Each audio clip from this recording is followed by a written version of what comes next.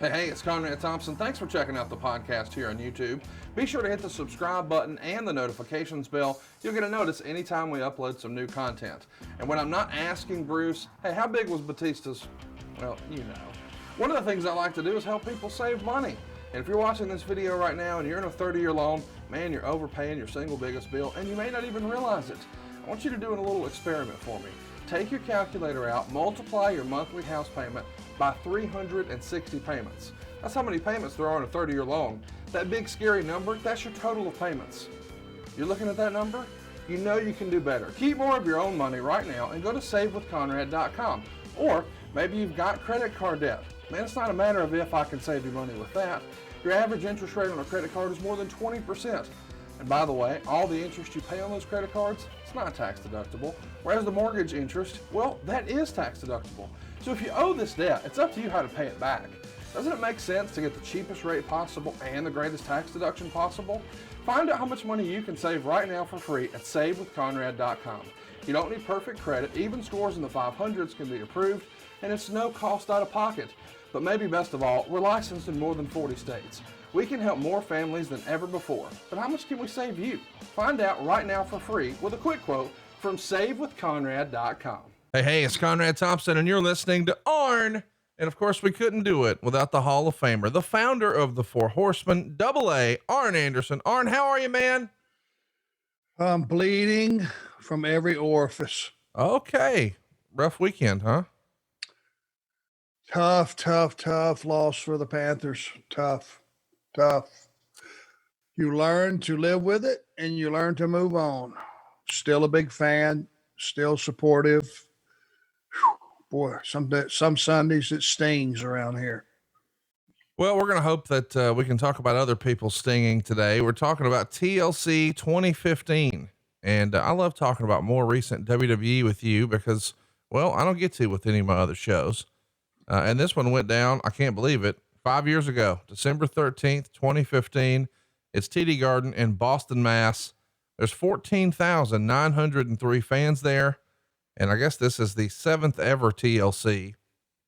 It's pretty remarkable to think about this gimmick pay-per-view lasting this long. The whole TLC and Hell in a Cell concept, you and I, being more, I guess, wrestling traditionalists, don't really dig it, but clearly the name brand has value for fans, right?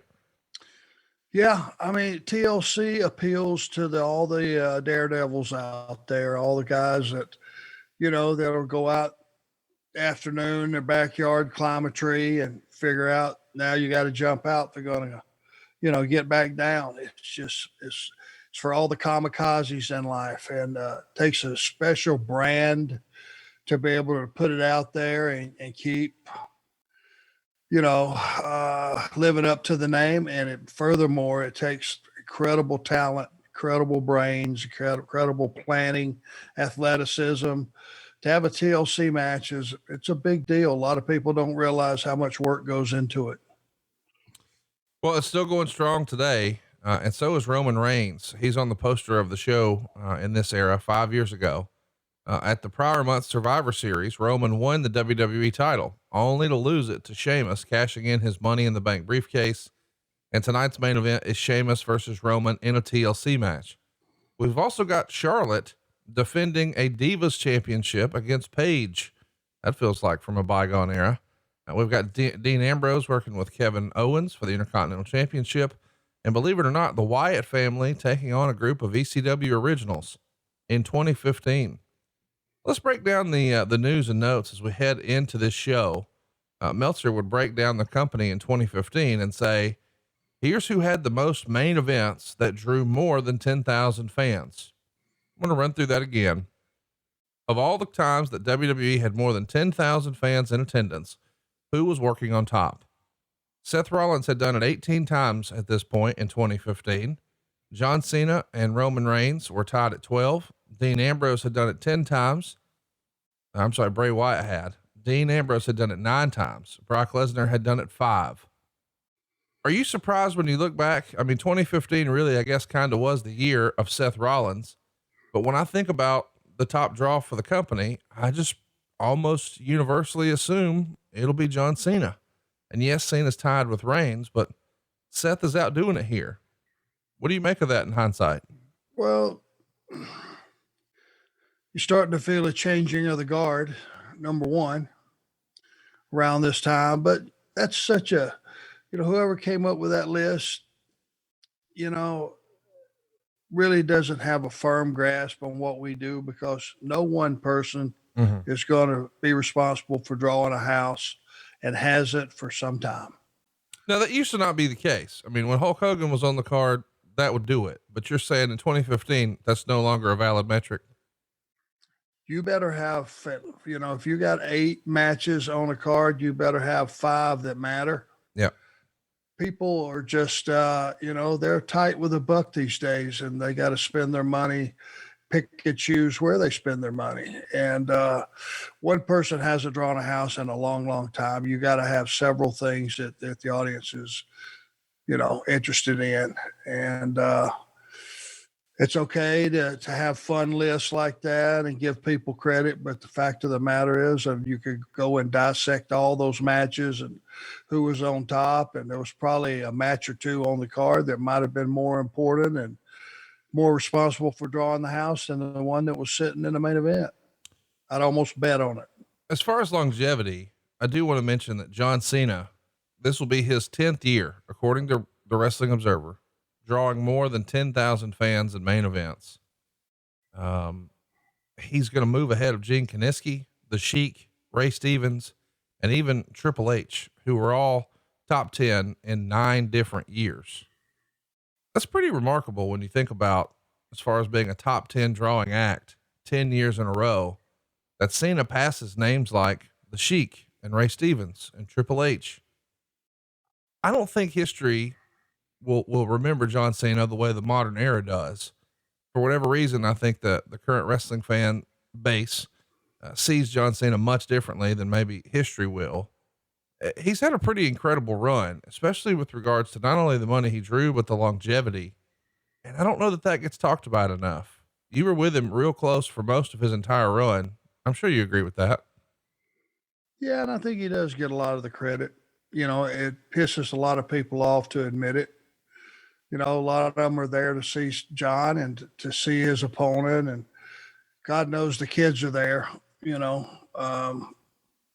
One thing that is crystal clear in an era that, this is an adult male sport, the kids will still come out to see somebody that is their hero. And John is definitely that guy. That's for sure. And it is incredible for 10 years. He could sit atop a company that has that many stars and runs that many shows. It's pretty staggering. 10 years is a hell of a run consecutively, and a couple of things that play into that is John's very dependable. John would never missed a match, never missed a house show. He's durable. He never got hurt very often. So, if you bought a ticket to see John, you didn't get there and see, well, he was injured at Raw. We have, we're going to make a proper change to the card. You didn't have any of that. And that means a lot too, to the fans. I do want to mention, I've always thought it was weird, and I want to make a different kind of analogy here when we're talking about John, maybe not getting the respect he deserves historically. Once upon a time, Eric Bischoff gave a speech in a WCW locker room, and I think you were present, where he basically said, no one in here has drawn a dime with the exception of Ric Flair, Hulk Hogan, Roddy Piper, and Macho Man Randy Savage. And of course, Ric Flair's sitting right there. And I think everyone understood, boy, that is just outright offensive to Ric Flair. Fast forward, and for the last several years, people have said, oh, the company will never have another Rock or Austin or Hulk Hogan. They're just not coming down the pike. They'll never have that big of a star. Meanwhile, John Cena's sitting right in the room.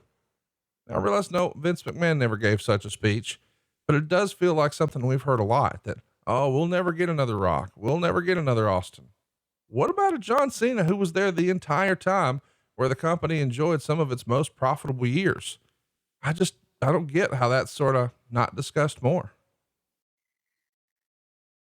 Well, I don't know. I know it's a lot more popular to be an Austin fan or a Rock fan than it is to be a Cena fan. Um, Maybe it's where the company was at the time and just what, Hogan did to kickstart a revolution and what Rock and Austin did to get their company turned around and get them heading on a path to where, the one thing you got to say and you got to give them credit for is go back and look at those ratings. They had numbers in the eights. You realize that? Yeah. Back in those days. That's something that when it occurred, and there were other people on the cards. You had DX and all these other guys, Undertaker, Kane, you had all these other stars. But I think if you went back and you gave credit to some of those, Mick Foley, but some of those numbers that were so preposterous, there hasn't been an eight since then, and there won't be an eight going forward. There's not that many people watching wrestling. It was one of those rare occasions where things just got together and just the stars came into alignment and it just exploded. I think a lot of that is where a lot of that hype, and deservedly so, belongs. Let's talk a little bit about where the company is from a gate perspective. Meltzer would report on the $2 million or more gates for the year 2015. In May, the UFC was in Las Vegas with Chris Weidman and Vitor Belfort on top. Daniel Cormier and Anthony Johnson was the co-main event, and they drew 5.1 million. In July, they run MGM Grand Garden Arena with Conor McGregor on top, taking on Chad Mendez. Robbie Lawler and Rory McDonald were sort of the co-main event, and that does 7.2 million. On November 14th, they're in Melbourne and they do a stadium show with Ronda Rousey and Holly Holm, and that does 6.7 million. But the biggest gate of the year for any combat sport, and it's not close, is March 29th at Levi Stadium. It's WrestleMania with Brock Lesnar and Roman Reigns in the main event. Of course, this is where Seth Rollins leaves in the winner, cashing in. But the real people who cashed in were WWE stockholders. The gate is $12.6 million. 12.6 million. Arn, did you ever imagine when you broke in the business, there'd be a single show that drew 12.6 million? Not in pay-per-view, not in merch, in ticket sales. I don't think anybody realized it. It's pays a lot of bills, that's for sure. But you got to remember, Conrad, you and I have talked in previous shows about running too many pay-per-views, run a lot less pay-per-views, build them for a longer time, make them more valuable, make them more important. There's your shining star. There's your classic example of when you take one show and you build it for 6 months, what's possible. And WrestleMania stands alone as far as a family entertainment, international travel involved, vacation, all wrapped into one. It's a destination that everybody that is a wrestling fan would love to get a ticket to, would do what they had to buy a ticket to get one and travel halfway around the world to come see it. Very few events can say that. Let's talk about another weird thing about business. Meltzer would say the record low ratings for Raw and SmackDown in the United States have become a weekly story, but maybe uncharacteristically from things we grew up on in the wrestling business, especially in the Jim Crockett Promotions era. House show business is steady. Now, that's not to say that business there is a booming, but it reached a level and it's maintaining no matter if the ratings are high or low.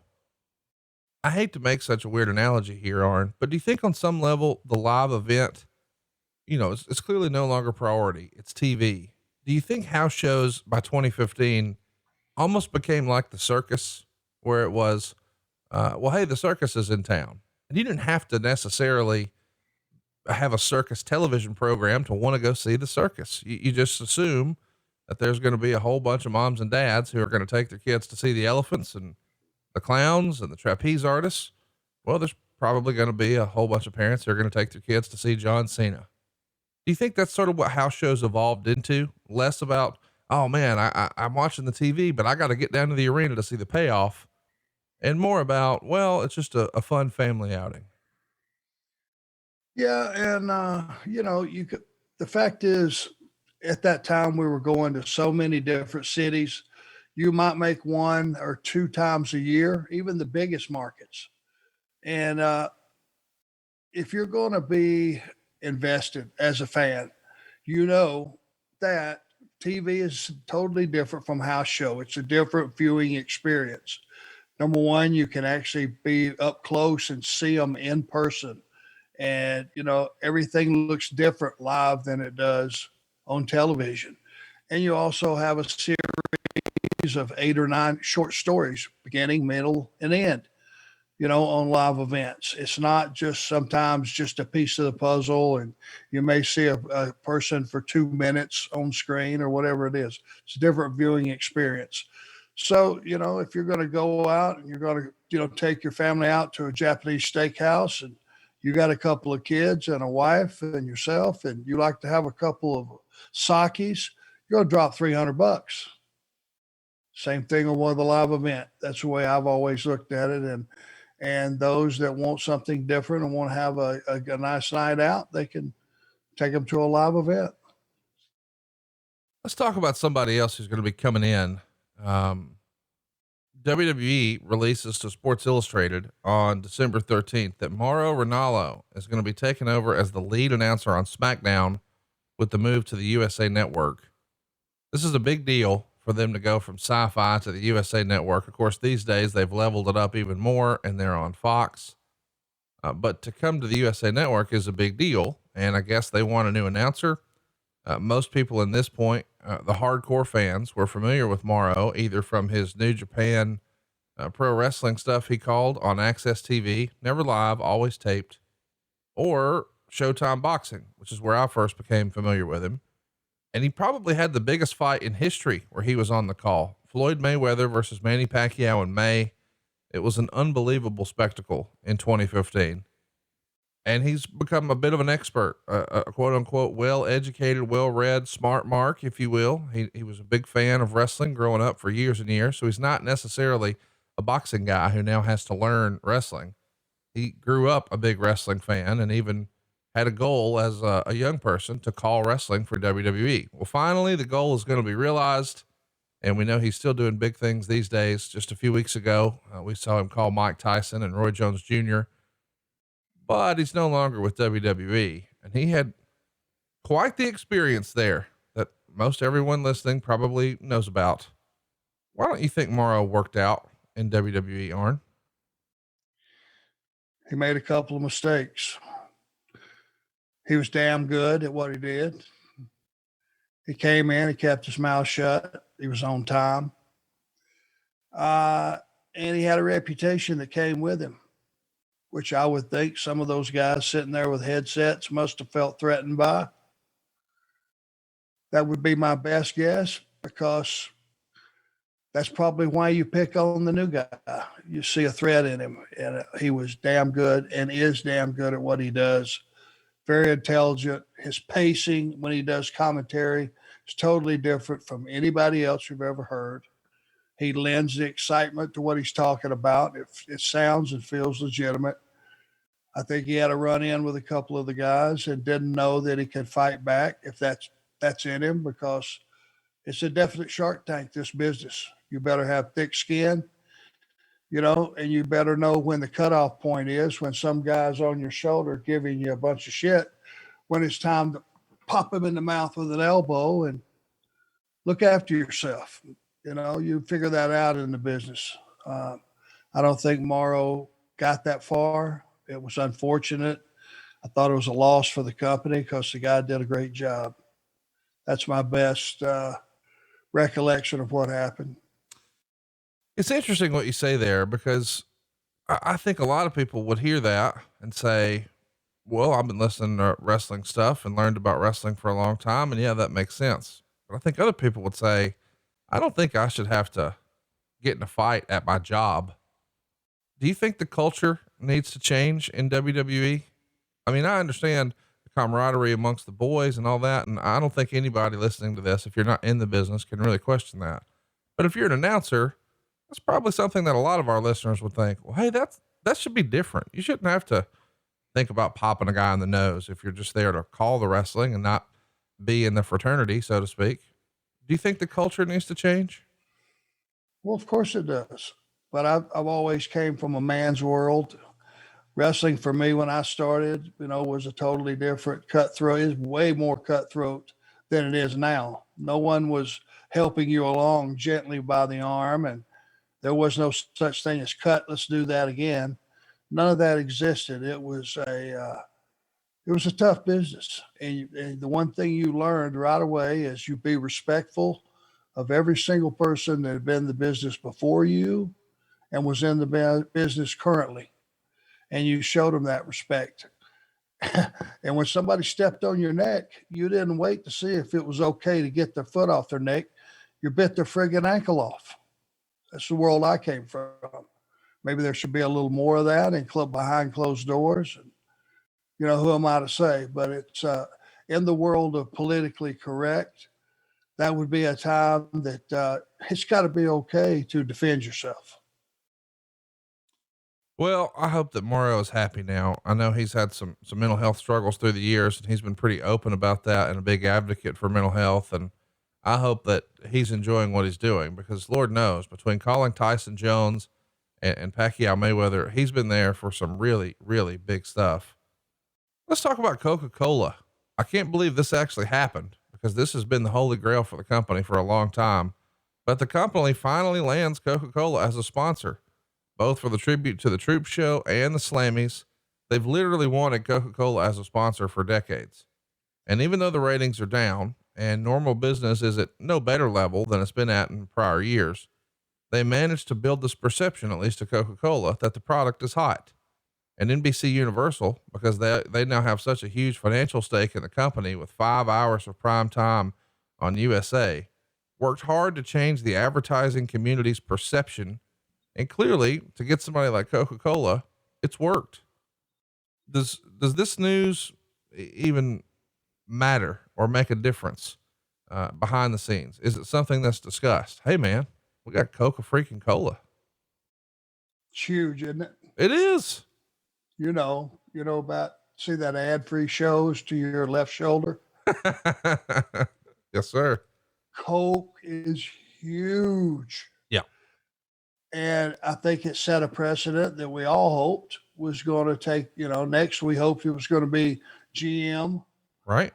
That mainstream sponsorship, is what that would have been the first step of. And if, other companies looked at Coke and they were happy, we were hoping it would cause a groundswell. We really were.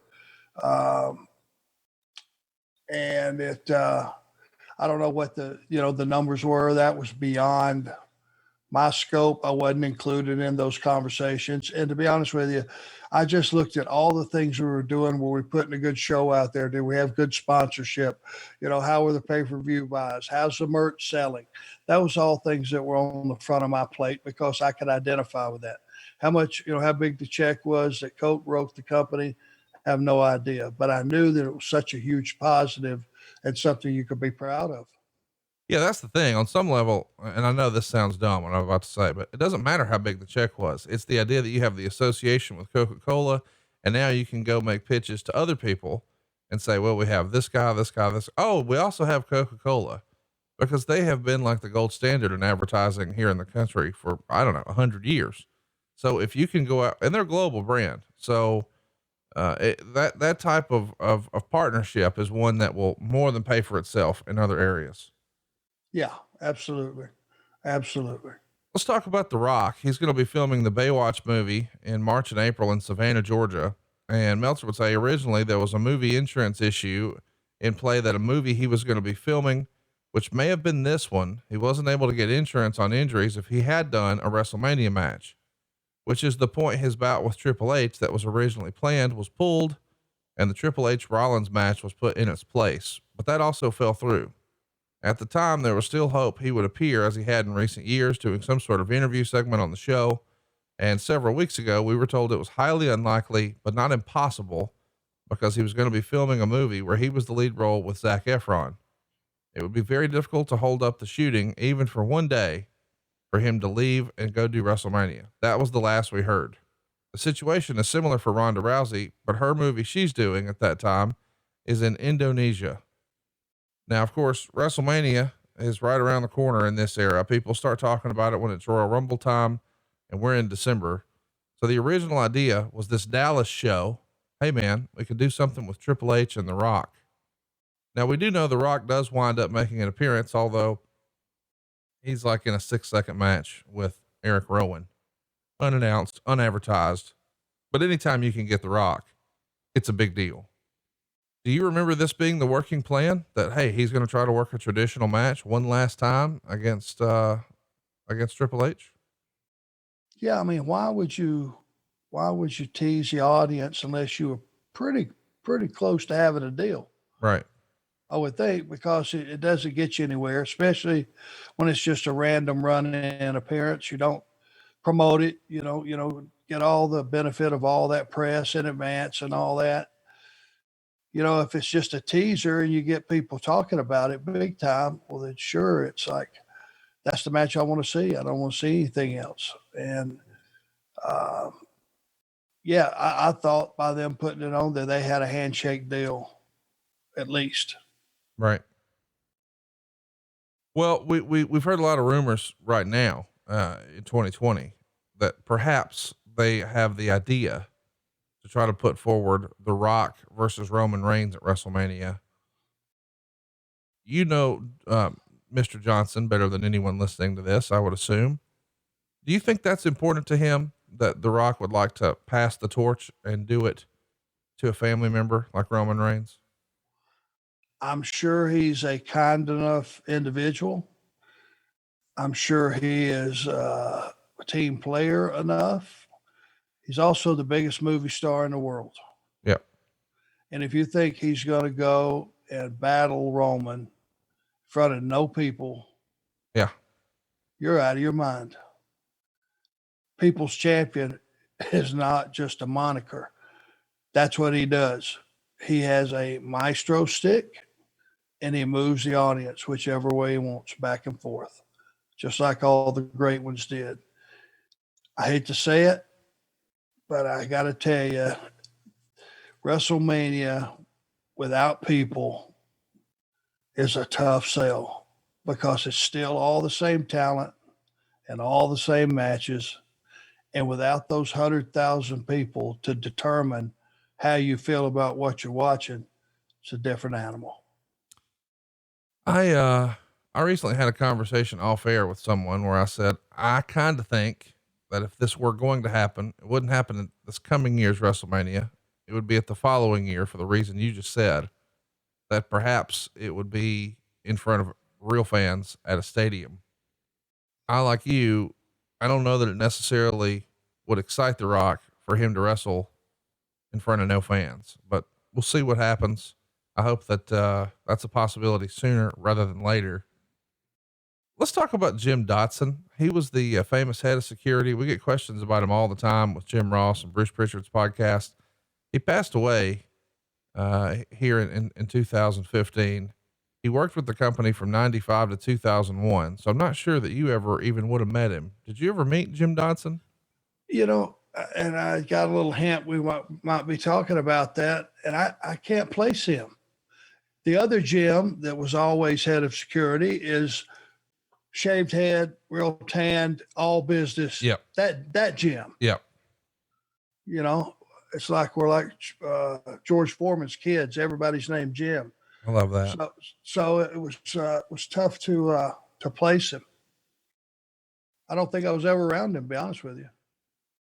Let's move on. Let's talk about the show here. This is actually a pretty well-received show. The readers of the Wrestling Observer gave it 73.5% thumbs up, 12.3% thumbs down, 14.2% thumbs in the middle. It's a pretty cool show. I mean, I gotta agree. I watched it back for the first time since it happened. I mean, I had no reason to go back and watch it before this. And I kind of forgot how talent loaded the roster was here in 2015 as well. Sasha Banks and Becky Lynch are in our opener, 11 minutes and 40 seconds. 2 3/4 stars. Banks gets the win with the backstabber and the bank statement for the pin.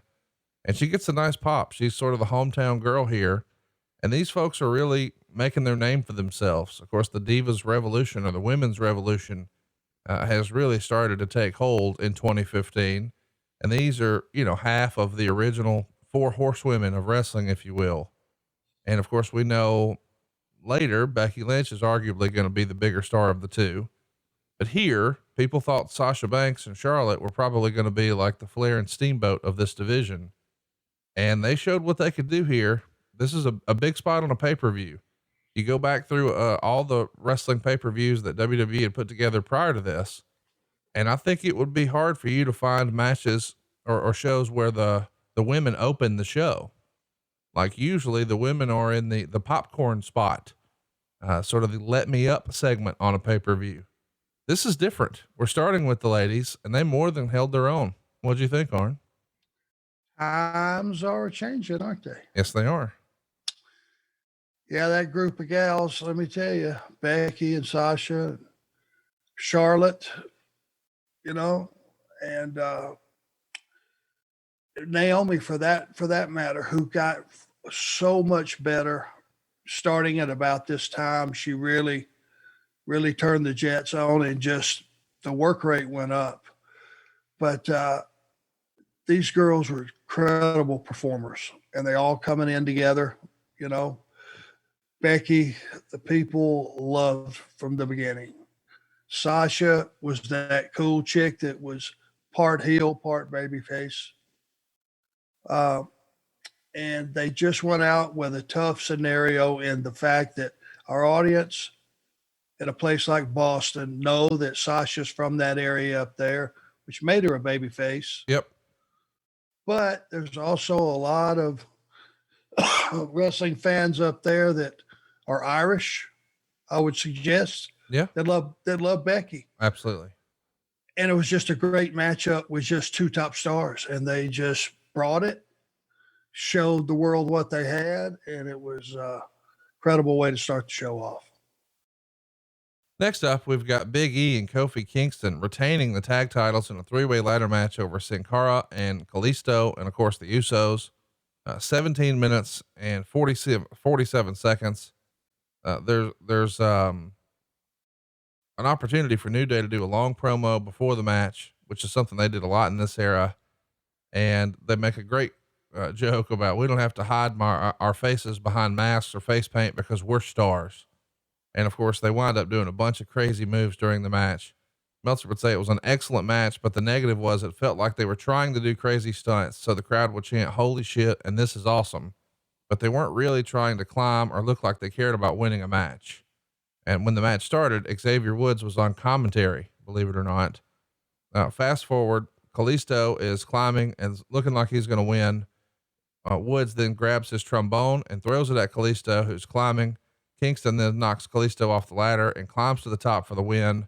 4 1/4 stars.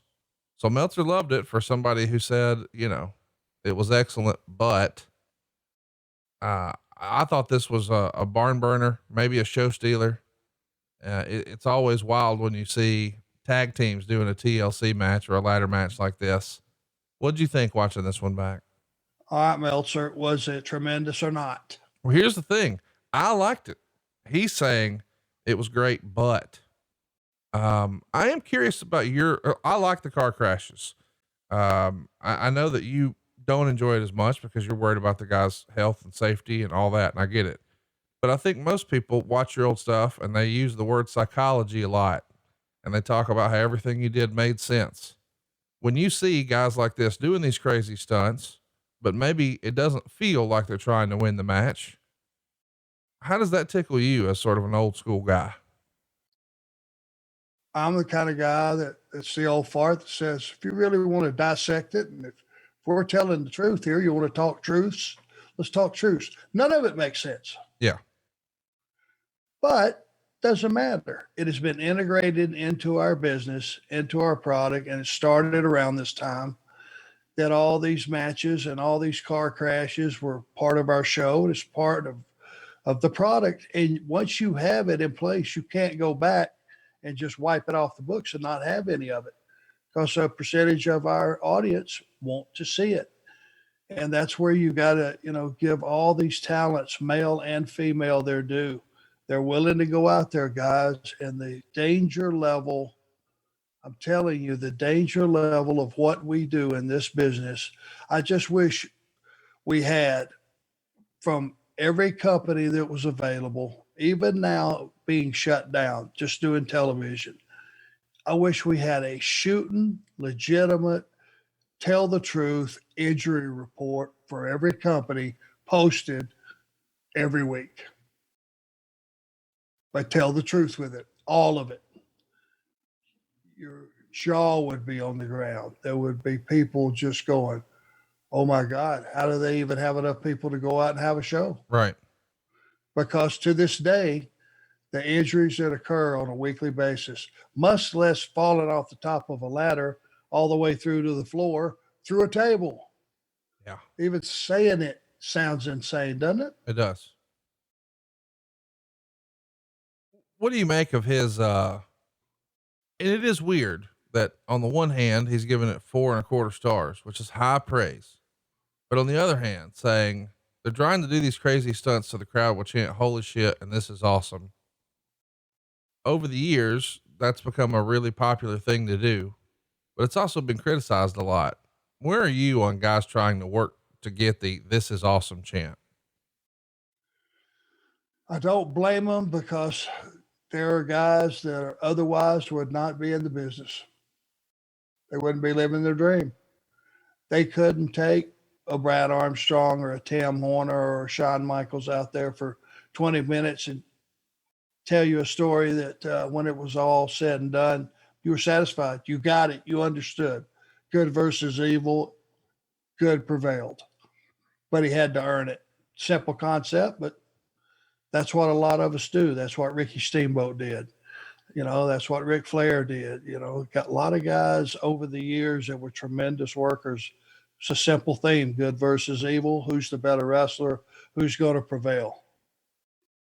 And in the course of 35, 40 minutes, and both people being soaking wet with sweat, and their bodies have changed color from the blows and all those things, and you see that these people have been in a fight, then it resonates to you what you just witnessed. You witnessed a contest. That's what we sold for years and years. These guys, a lot of them would not be in our industry, would not be living their dream, would not be taking care of their families if they had to depend on that to feed them. Because by and large, I would say at least 60% of the locker room are not able to go out and keep the audience. First, get the audience, keep them, and when it's all said and done, somebody got over, including the match. There's not that many guys in that locker room that even know what you're talking about. And that's the part that really scares me. Let me ask, because I like that we're going down the rabbit hole on this.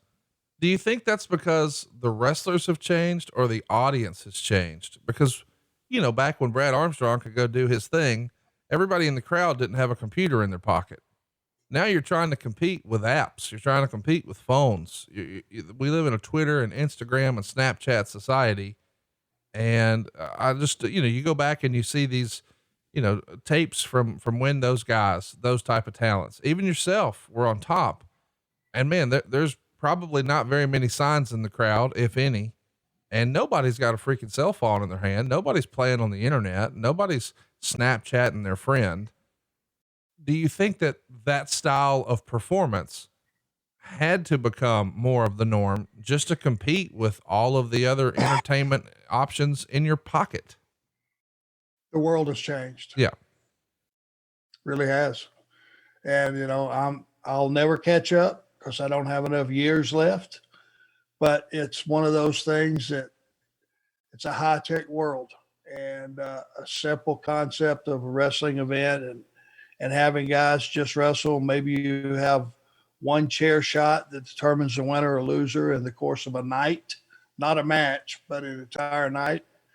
And, some of the old blood and guts and guys fighting out on the floor right in front of you on cement, and they're right there. The only thing separating you from them is one thin rope that goes all the way around the ring, and that's the barricade.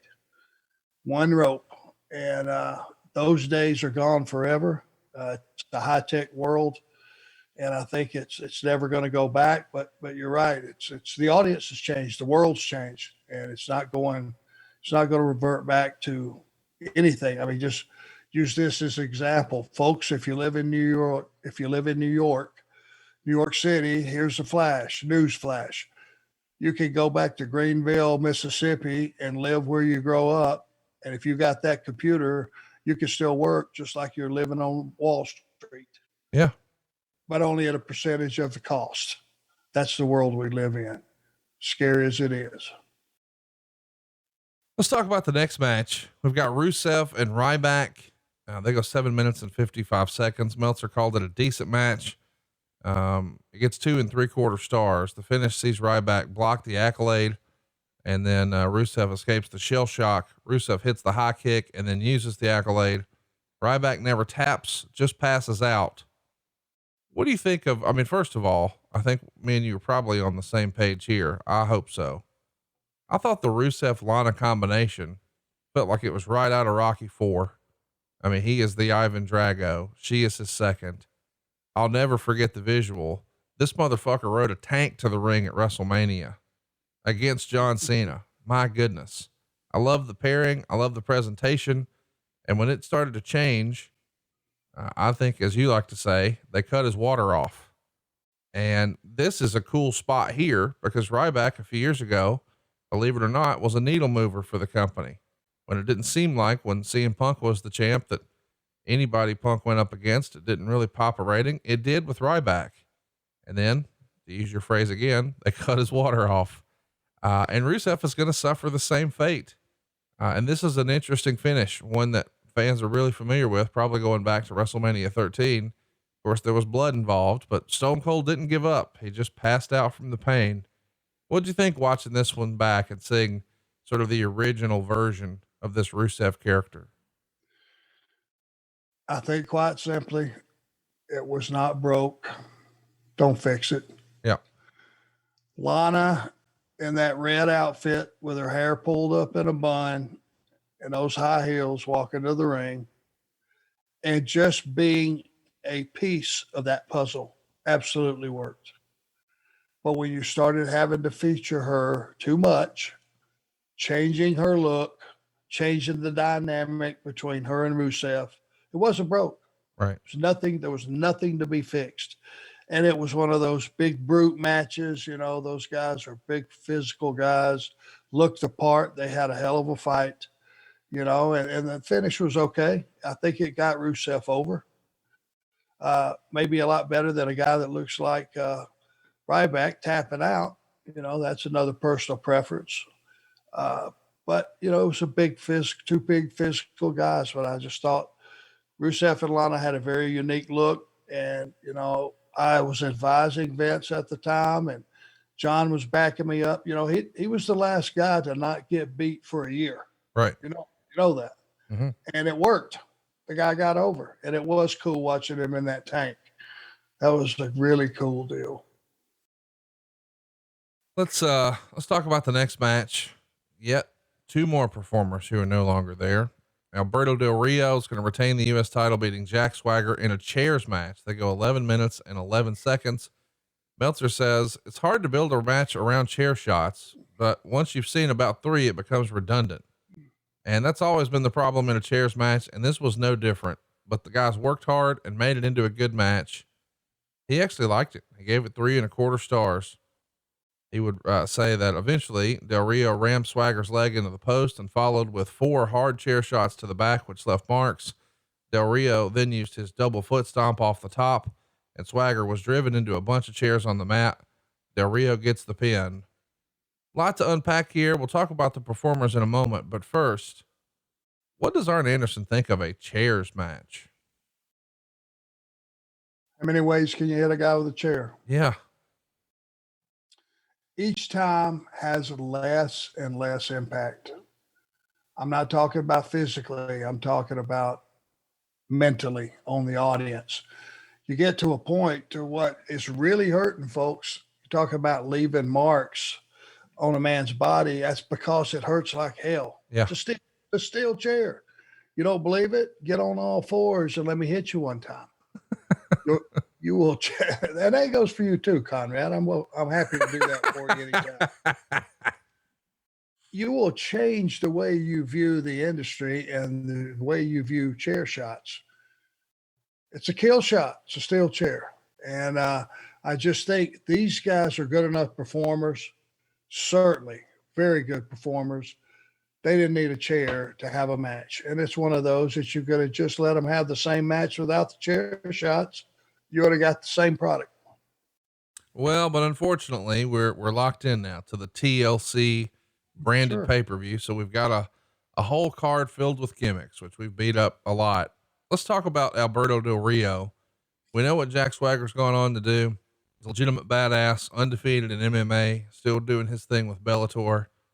And Del Rio has recently made some headlines for getting himself in a little bit of trouble with the law. And I think, there's been some latest developments in that. Of course, you and I aren't lawyers and we weren't there. So hope it works out and everybody is okay and justice is served, whatever that may be. But Del Rio once upon a time felt like a can't miss prospect.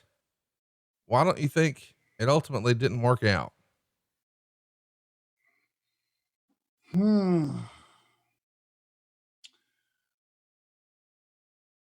Well,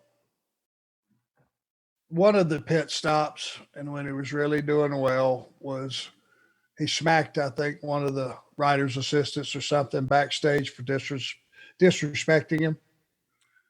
Yeah, I think allegedly one of the writer's assistants made some sort of joke when someone asked him to clean up, and he said, "Why don't we get Del Rio to do it?" And maybe it was some sort of, I think Del Rio believed it was some sort of a quote unquote Mexican joke, and he didn't think racial. Yes, he didn't think it was funny at all, and it got heated. And yeah, there was some physicality there, and I'll let you tag back in. Well, number one, how well do you, whoever this gentleman was, how well do you know Alberto Del Rio? Do you know him well enough to have slept over at his house? Right. Have you taken his family somewhere when the car was broke down and they needed a ride? And what would lead you to believe you could make a comment like that to a virtual stranger? Right. Even one of your buddies would have looked at that and said, "Hey man, what's up with that? Watch your mouth." Yeah. So it was what it was. The worst part of life today is this, politically correct thing that we all live under, mantra. I'm sorry. In that day and time, on that particular afternoon, you said something you shouldn't have done. And you should have, when you saw that what it did to the individual, you should have apologized 100 times if that's what it took, just because it was the right thing to do. Because apparently it struck a nerve with Alberto. But the fact that you got smacked, you're very fortunate, my friend. That could have ended very badly for you. And that's just my opinion of that. Del Rio, though, he's going to be a pretty controversial figure at different times. What was your experience like working with him? Well, I hated to see when he was online and he was burying everybody and, fighting back with, all the things that he felt about different people. I know there was a lot, when you involve a lot of booze and other things, people are not themselves. Right. They become somebody else. I had nothing but pleasurable experiences with Alberto. He was a guy that I could say, "Hey, your work would be a little better if you tried this. This was great. This was good. This not so good. Let's move this." And he would not be offended being a veteran. He always took that creative criticism the right way. I had nothing but pleasurable experiences. It did alarm me to see that he was online and going on record and really some harsh comments towards the people and the company, because you just knew the person I knew wouldn't be doing that unless there were other things involved. And I think that's probably what got the best of him at the time. And it's hard to do. I mean, it's easy to do, Uh, who knows? I just hope that, like you said earlier, things shake out, you find out the truth, and whatever the truth is, things are all put right. Let's talk about the next match. This is the sort of weird one that stood out for me. It's the Wyatt family. So we've got Bray Wyatt, Braun Strowman, Eric Rowan, and Luke Harper, and they're going to take on Tommy Dreamer, Rhino, and the Dudley Boys. It's an elimination tables match that goes 12.5 minutes. Big ECW chance to get started. I don't know why I didn't remember this one. I just kind of thought that this would have happened, years prior, but I guess this is really when Wyatt's starting to get hot and the company's going with him in this era. I just kind of forgot that Rhino and Tommy Dreamer were here with the Dudleys. This was not that long ago. Lots of crazy spots. Of course, there are tables involved, and the fans are chanting for it. Tommy Dreamer's even going to use a cheese grater on Strowman's crotch. Bubba's going to bury Strowman under 4 tables. Harper's going to do a tope, sending Dreamer through a table. Now we're down to Bubba with Wyatt, Harper, and Strowman. He starts nailing everybody with kendo stick shots. He even pulls out lighter fluid and goes to set the table on fire. And the place is going crazy for the spot, but Harper super kicks Bubba and Strowman choke slams him through the table. And that's all she wrote. 2.5 stars. This was a really fun spectacle, but one that I don't think I could have ever predicted.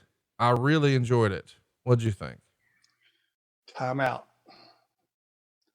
Before we go any further, and the only thing that really needs resolved here, what would lead Tommy Dreamer to believe there was any cheese in Strowman's crotch? I don't even think that was from under cheese. So apparently him attacking him there with a cheese grater was unwarranted. Yep. Okay. This was great for the nostalgia folks. It was good. And those guys are hardcore. They don't mind going out and getting beat up a little bit and beating some guys up. I think if you looked at the Wyatts and you just saw those guys walk into the ring, there's another fumble of epic proportions. Major. Who had a chance against those guys? When there was 4 of them, when you added him, you look at Big Red, you look at Harper, you look at Bray, and then you put Braun with those guys. You send the Shield out when there was just 3 of them. You had a matchup. Now you had the 4th guy. Who the hell? If you're an audience member, who in the hell is going to be able to stand a chance?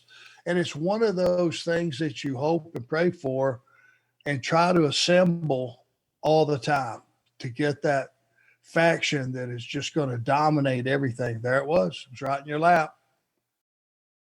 Another major fumble.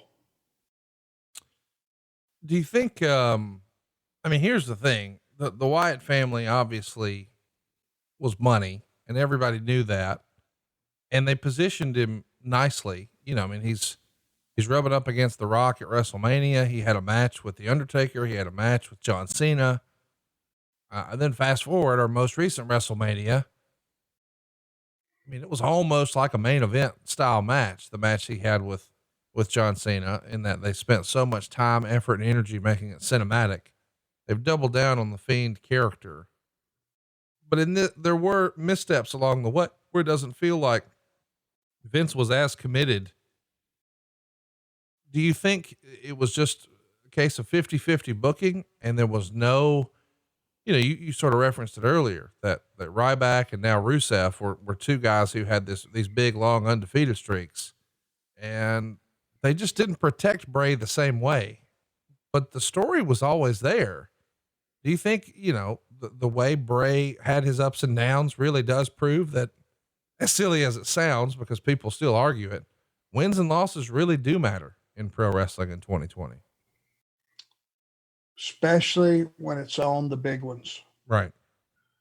There's a stretch Now I'm not Cornette could probably tell you right off the tip of his tongue. He's a historian. There was a stretch where Bray went like 0-8 at WrestleMania. Were you aware of that? No. I wasn't aware of it either until somebody told me that. I mean, he lost, or maybe it was not WrestleMania, maybe it was pay-per-views. 0-8 in a row, which is even worse, which means once a month, every month. He got to the big dance, couldn't go over, could not get over the hump. And that's a huge booking mistake. It just is. Bray Wyatt had such control of that character and still does. I mean, that guy lives inside of him somewhere. That's what's so scary. But with the other guys, Harper has proven what I've said all along, what a tremendous talent he is. Big Red's a killer. Braun Strowman has gotten better leaps and bounds every week. I mean, it's just like the writing was on the wall. Those guys were in a situation where they could have been so dominant. And it was just, I think, another fumble. A lot of times you just put the wrong guy over on a big show. Let's talk about the next match. Dean Ambrose is going to pin Kevin Owens in 9 minutes and 52 seconds. Meltzer dug it, 3.5 stars. Owens uses a super kick, goes for another pop-up power bomb. But he turns that into a Hurricane Rana for the pin. And Meltzer would say the title change felt like a really big deal, even with the short match. Ambrose celebrated like he won the world title. They pushed how Ambrose and Reigns had told each other they were both winning, and Ambrose has now held up his side of the bargain. 3.5 stars. This is a big deal because Kevin Owens has been pushed in a major way this year, coming off this big feud with John Cena. And, now he's dropped the Intercontinental title to Dean Ambrose. It's a big moment for Dean. What do you think here? Yeah, it was a good move. You've got to always keep developing these new stars and the ones that really are special. And Ambrose is just a different cat. There's any way you can describe him any way you want. Different cat. And he, that's what made the Shield so effective. All three of those guys are totally different. I mean, totally different. And it was a big win because Owens is a very talented guy. It was a tremendous match, very creative. They put a lot of thought into it, well performed. And as far as the theme of the show, hey, okay, I've won mine now, Roman. It's time for you to go out and, hold your end of the bargain up. Great storytelling, I thought. Totally agree. Thought they hit a home run with this show so far. Next up, we've got Charlotte working with Paige. She's going to go 10.5 minutes. Charlotte retains. Flair is in Charlotte's corner, and Meltzer would say she worked the match just like a heel Flair. She played heel and the crowd got behind Paige. It was once again a very physical match. She did the Flair flop and she did the old Flair begging spot. The chants were even, "We want Paige." She starts to go for the figure 4, but Paige is going to kick out, and they're doing old chop blocks here like Flair used to. Paige hits the Rampage and has the match won, but Flair pulls Paige to the ropes. Charlotte undoes the turnbuckle padding and pulls Paige's head into the exposed metal for the pin. 3 stars. And afterwards, Flair and Charlotte are celebrating the win. Becky Lynch confronts them and says she doesn't like the way Charlotte won. Charlotte asked her if she would rather have her best friend win or Paige win. Lynch looks confused and is unhappy about everything. What did you think of the match and the little post-match thing where, she's supposed to be a good girl, but looks like Charlotte's going to wind up being a bad girl? Probably going to be a lot of people not like my answer to this one, but just tell you the truth, I thought it was too much about Rick and not enough about Charlotte. I totally agree. Number one, Charlotte has never, since maybe her initial rub where you walked her out on TV, this is my dad, I'm his daughter, but we're two different people. Our career paths are going to be totally different, but hey, I'm proud that he's my dad. Da, da, da, da, da. That's all you needed as far as a launch for Charlotte. You did not need Charlotte to be propped up by her dad or anybody else, because she's got it. She has her own star quality. She always has. I think there was too much time devoted during this match to involving Rick, which wasn't necessary. Have him come out, take a chair, sit down, watch his daughter win the match.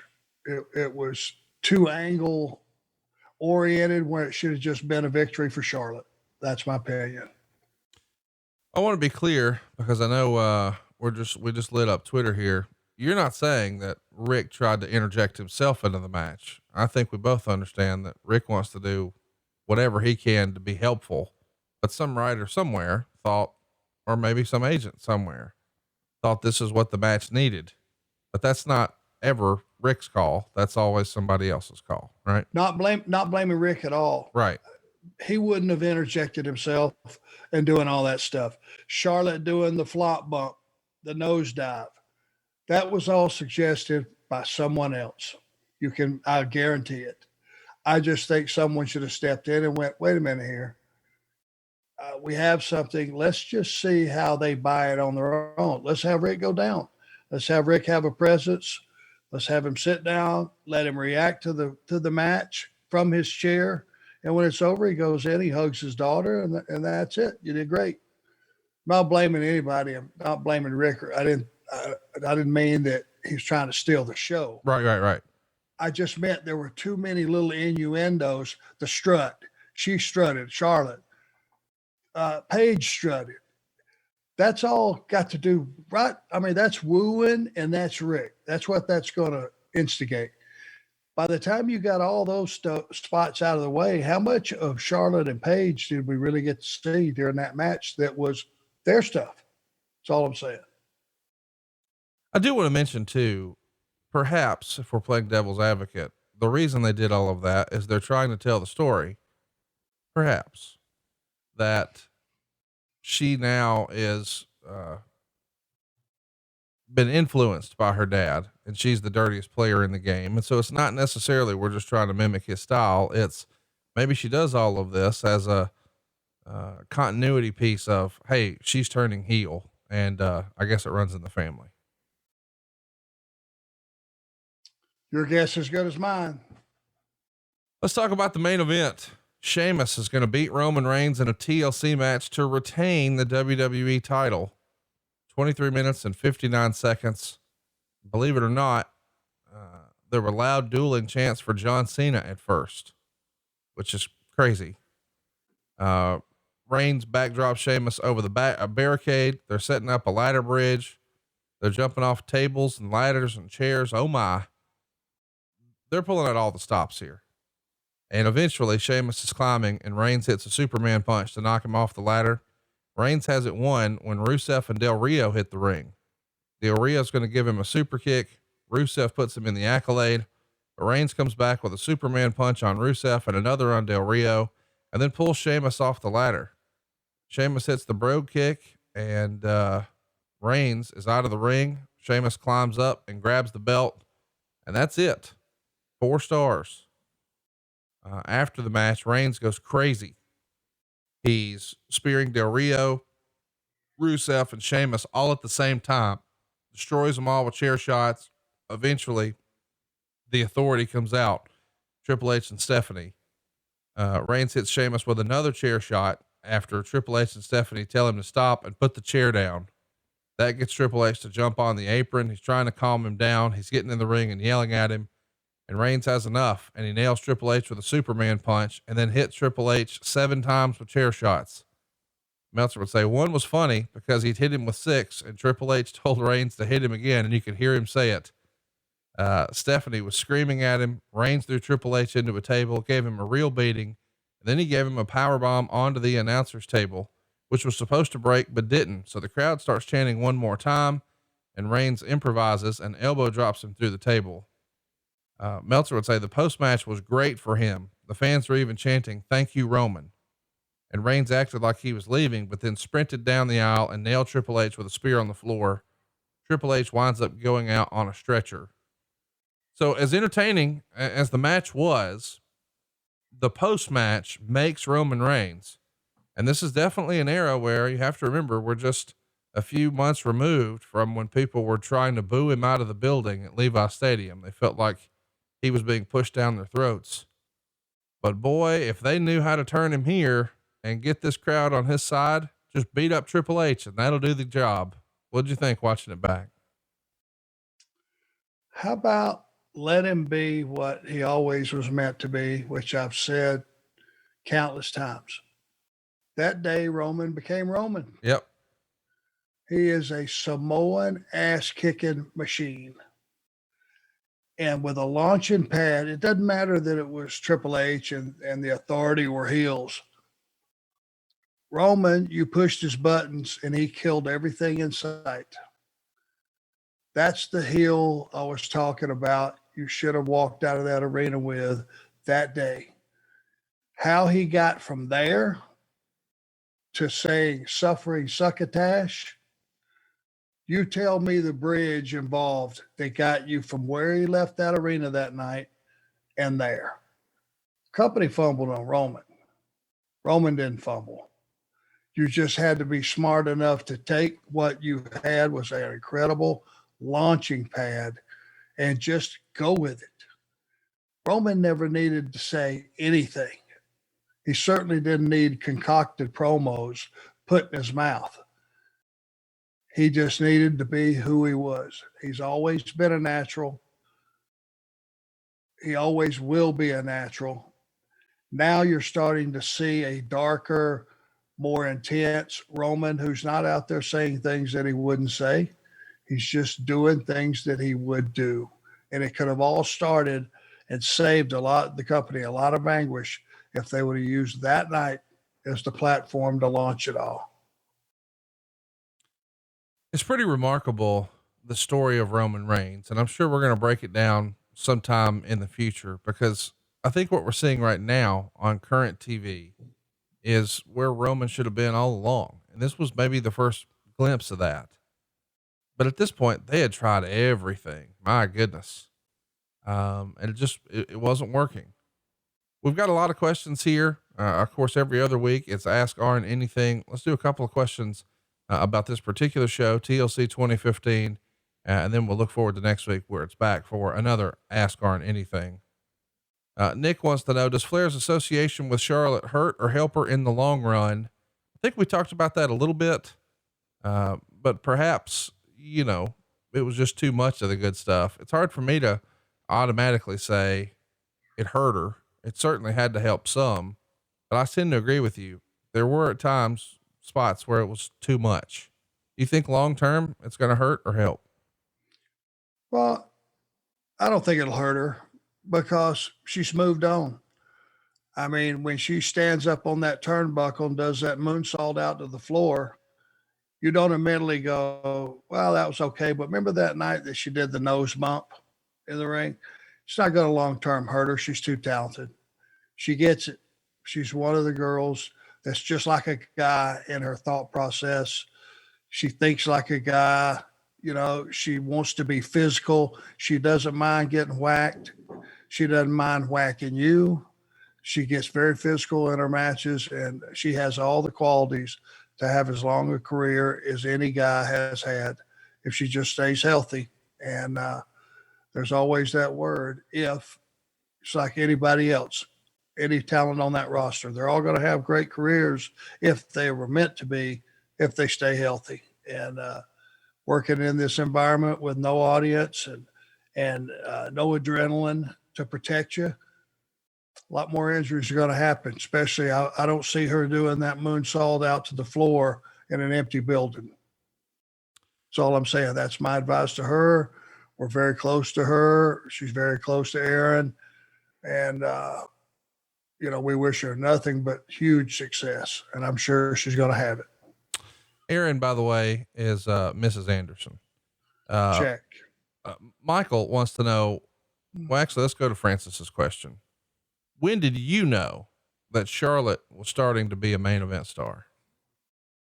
Not like when did she show that she had it in her, but when did you think, oh, she's our main eventer now? you never really know, but I went down to NXT. We were sitting down there periodically, the producers, to review of what was going on down there. And getting pretty close to her starting date, I saw her have some matches down there, and I could tell then it was all coming together for her. So when she debuted, albeit the wrong thing to do, beating her on her debut was kind of stupid, wasn't it? Oh, super stupid. God damn. I mean, that's just one of those puppeteer things. We'll beat her because I can. Yep. You know, so much of that goes on, guys, but I'm not going to go crawl down that rabbit hole. It's, I just knew once I saw the polished product that was fixing to be brought up that she had everything in place. She was ready to go. I am curious about, well, we'll talk about that another time because I do want to talk about that. We'll beat her just because we can. The question I was going to ask a moment ago, Michael, which stable does Arn feel like should have had a longer, more successful run? Nexus, the Wyatt family, or League of Nations, which we saw briefly here that Roman cleared out all at the same time? God, I would think the Nexus. I just think they had an upside that was cut off way too quick. You had a chance to groom 7 guys at one time and have them all get better. And I just think it got cut off way too soon. Jeremy wants to know who came up with the League of Nations stable. I really enjoyed it. A lot of great talent in it. I know you may not know exactly who came up with it, but what did you think of the League of Nations? We spend a lot of time talking about them today.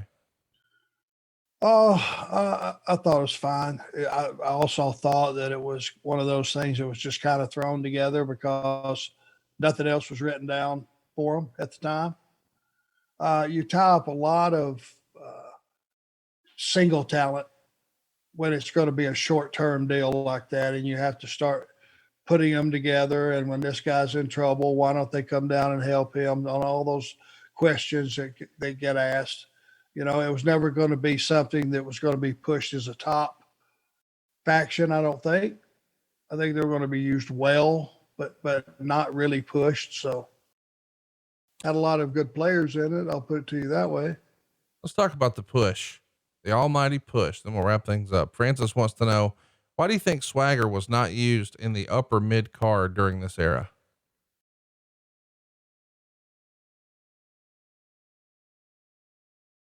I don't know. Somebody didn't like him somewhere because all you had to do was watch him work to figure out he had it. Somebody in the creative room, something was said that caught fire, and before you knew it, he was buried. I mean, who knows? I mean, look at the guy. What is he? 6'5", 6'6"? Yeah, big dude. 270 pounds, got a wingspan the width of a room. Yeah. Credentials out the ass as far as being legitimate. You can't find anything to do with a guy like that. That's on you. It's not on him. Well, we hope that it's on you to go ahead and listen next week because we've done our best to entertain you today with TLC 2015. Of course, every other week here on Arn, we give the keys to the show to you guys for another hashtag Ask Arn Anything. Next week will be no different. We'll wrap up the year on the 29th when we cover Starrcade 2000. If you haven't already, go ahead and check us out on adfreeshows.com. You would have gotten today's show early and ad-free and on video. And we hope to see you next week right here for another hashtag Ask Arn Anything. It's Arn. Hey, it's Conrad Thompson. Thanks for checking out the podcast here on YouTube. Be sure to hit the subscribe button and the notifications bell so you get a notice anytime we upload some new content. And go save yourself some money right now. If you're in a 30-year loan or you have credit card debt, it's not a matter of if I can save you money. It's a matter of how much. Find out right now for free at savewithconrad.com.